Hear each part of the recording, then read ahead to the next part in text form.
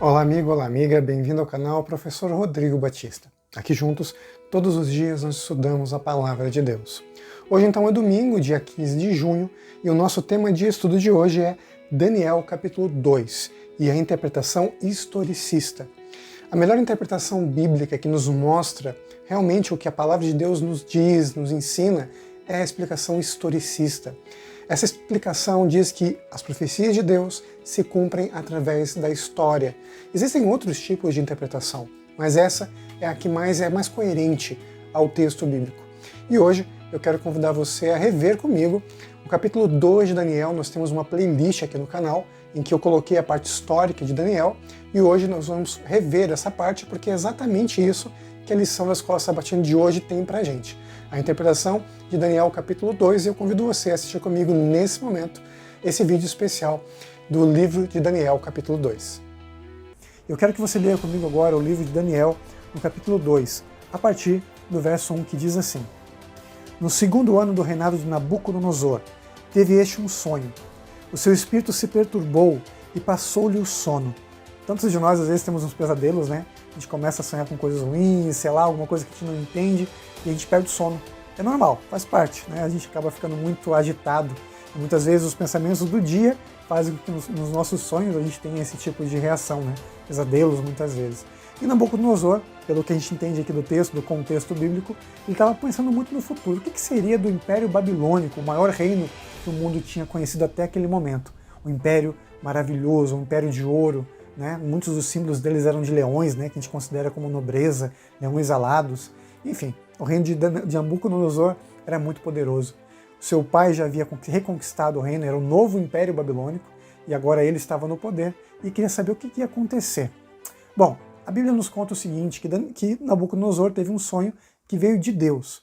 Ao ter esse sonho vindo de Deus, ele acorda e ele não consegue se lembrar qual era o sonho. Ele ficou muito perturbado. Como é que assim, eu tive um sonho, eu sei que é importante, mas eu não lembro desse sonho? Muitas vezes a gente também faz isso, né? A gente acorda querendo lembrar de um sonho, e às vezes a gente até lembra, mas passam alguns minutos e a gente já esquece. E aconteceu isso com Nabucodonosor esqueceu o seu sonho. Então, ele fez o que tinha à sua disposição. Ele chamou os magos, os encantadores, os líderes, as pessoas que ele podia, que conhecia, para que revelassem qual era o sonho que ele tinha. E ele pediu então para que eles revelassem para ele, não apenas dassem a interpretação do sonho, mas dissessem para ele qual era o sonho. Mas não tinha ninguém que conseguisse fazer isso. De acordo com o texto bíblico, os caldeus responderam a Nabucodonosor, capítulo 2, verso 10. Responderam os caldeus na presença do rei e disseram: Não há mortal sobre a terra que possa revelar o que o rei exige, pois jamais houve rei, por grande e poderoso que tivesse sido, que exigisse semelhante coisa de algum mago, encantador ou caldeu. Verso 11. A coisa que o rei exige é difícil, ninguém há que a possa revelar diante do rei, senão os deuses, e estes não moram com os homens. Gente, e agora, o que fazer? Nabuco ficou furioso e mandou o seguinte: olha, se vocês não podem revelar o meu sonho, eu não vou acreditar mais em vocês. Então eu vou mandar matar todo mundo. Ele mandou acabar com todo mundo, mandou que todos fossem mortos, que fossem arrasados mesmo. Ele começaria tudo de novo, mas aqueles homens não eram o que diziam ser. Eles não eram pessoas tão inteligentes, tão sábias, e com certeza mereciam a morte diante do rei Nabucodonosor. Só que entre os sábios havia Daniel e os seus amigos, né, que agora tinham outros nomes, né? Daniel tinha um nome também, só que a Bíblia sempre insiste em dar o nome dele de Daniel, mas fala dos seus amigos, né, que passaram a se chamar, que era Ananias, Misael e Azarias, passaram a se chamar Sadraque, Mesaque e Abednego. Não, Daniel passou a chamar Beltesazar, todos os nomes que faziam referência aos deuses de Babilônia. Daniel, então, ele pediu para falar com as pessoas que eram os líderes e pediu tempo. Tempo para que o Deus do céu, que é o único que pode revelar segredos, dissesse para eles qual era o sonho.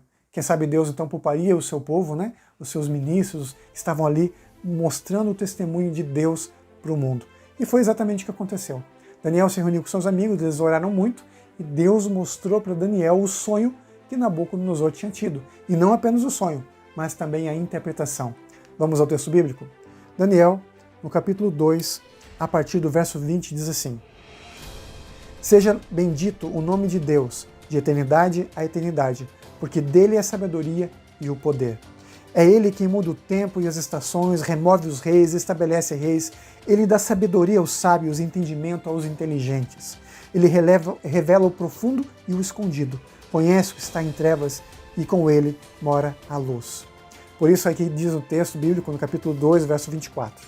Por isso Daniel foi ter com Arioque, ao qual o rei tinha constituído para exterminar os sábios de Babilônia, e entrou e lhe disse: não mates os sábios de Babilônia, introduze-me na presença do rei e revelarei ao rei a interpretação do sonho. E aí o texto bíblico continua e Daniel vai falando com o rei, lendo diante da corte, e ele fala que o rei teve um sonho de uma grande estátua. Essa grande estátua tinha partes dela em vários metais diferentes, e a parte dos pés era misturada com uma parte de metal e uma parte de barro. E de repente, do nada, uma grande pedra era cortada e lançada sobre os pés da estátua. Isso fez com que a estátua fosse completamente destruída e aquela pequena pedra foi crescendo, se tornando uma grande montanha. Mas o que significaria esse sonho? Nabucodonosor reconheceu que esse era o seu sonho. Mas qual é o significado? E Daniel disse que somente Deus podia dar esse significado. E ele revelou. Cada uma das partes da estátua representava um reino. A cabeça era feita de ouro, representando a grandeza do reino de Nabucodonosor, o reino de Babilônia. Depois que Nabucodonosor passasse, o seu reino passasse, nós teríamos então a estátua em parte de prata, e essa parte de prata simbolizava um reino que viria. E nós sabemos depois, pela palavra de Deus, que esse reino era o Império Medo-Persa. Ele era inferior, mas poderoso. Depois nós temos a parte ali do abdômen, da grande estátua, que era feito de bronze. Um reino que viria então depois do Medo-Persa, mas que seria inferior. E esse reino era o reino da Grécia, que também passou. Depois nós temos as pernas da estátua, que eram de ferro. Essas pernas de ferro representavam o Império Romano, que veio depois do Império Grego, que era duro como ferro. Principalmente, é muito importante dizer isso, que durante a história, o estudo de história, a gente sabe que a principal ferramenta, o principal metal que os romanos usavam era o ferro mesmo.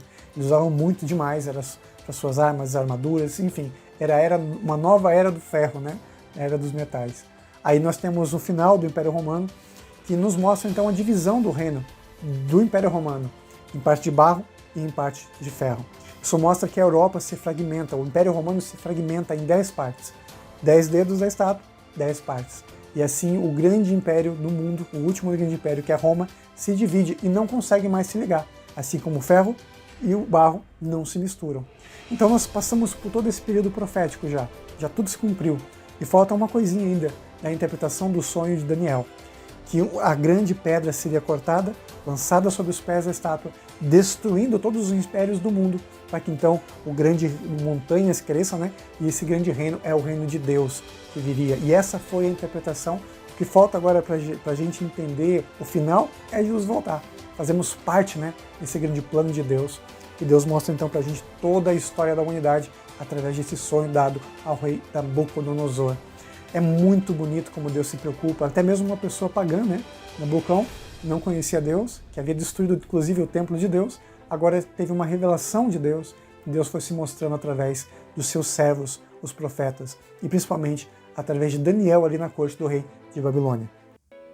E essa foi a explicação então do livro de Daniel, capítulo 2, em que vimos como Deus sabe de todas as coisas, com o objetivo de nos dar calma ao coração, com o objetivo de nos dar certeza da salvação dele através do seu poder, da sua presciência, confiança mesmo em Deus que trabalha em nossas vidas. Amanhã nós continuaremos nossos estudos e nunca se esqueça que nessa vida é você e Deus. O tema de amanhã será adorando a imagem. Vamos continuar aí entendendo um pouco mais da profecia de Deus. Até amanhã, fique com Deus, fique em paz. Tchau, tchau.